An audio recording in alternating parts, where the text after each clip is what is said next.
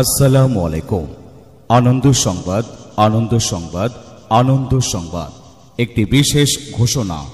আগামী 9, 10, 11 ও 12 ডিসেম্বর ইংরেজি 2025 রোজ মঙ্গলবার, বুধবার, বৃহস্পতিবার এবং শুক্রবার চিবিনাং ভোলার ভিটা জনপ্রিয় হায়ার সেকেন্ডারি স্কুল মাঠ প্রাঙ্গণে 10ম বার্ষিক দিনরাত্র 4 দিনব্যাপী বিশাল তাফসিরুল কুরআন মাহফিলের আয়োজন করা হয়েছে।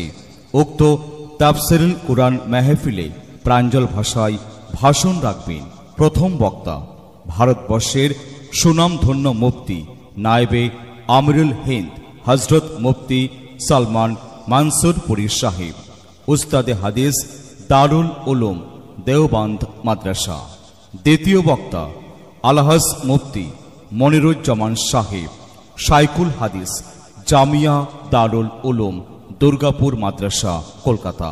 তৃতীয় বক্তা হাফেজ মুফতি আব্দুল কায়ুম নাদবি সাহেব, মুফাসসিরে কুরআন, কলকাতা।